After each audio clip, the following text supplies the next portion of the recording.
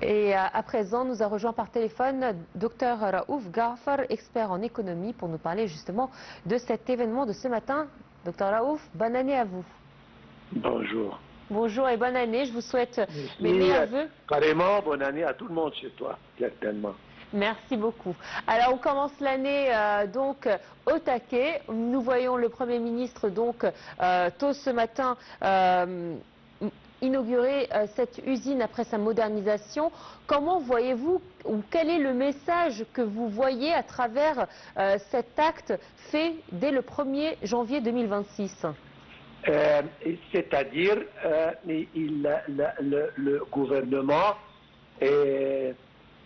commence cette année avec zèle, avec un grand effort.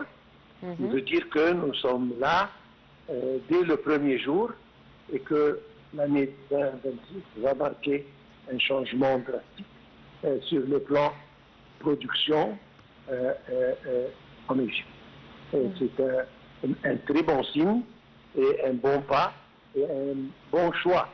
Parce que l'usine que le Premier ministre a citée ce matin, elle existe depuis 50, peut-être plus, une soixantaine d'années.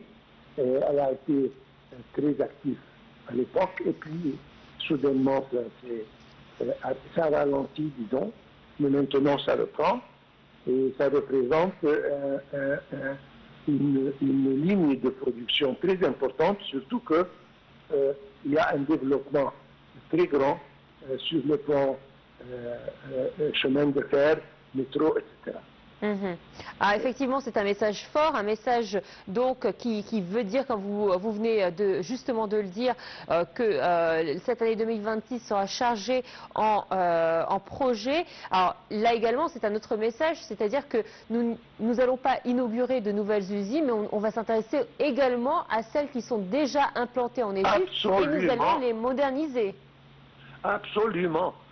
Nous avons une base industrielle vraiment très forte et c'est une très bonne chose justement de renouveler et de moderniser ces lignes de production et ces industries et démarrer très rapidement.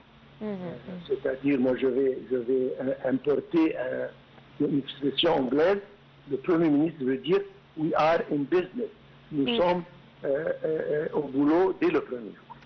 Effectivement, et le message, je pense qu'il est clair, et peut-être qu'effectivement, en voyant le gouvernement et l'homme à la tête de ce gouvernement travailler en ce 1er janvier, est un message fort qui dit que le gouvernement reste toujours en marche malgré les défis, malgré les circonstances et même pendant des congés. Absolument.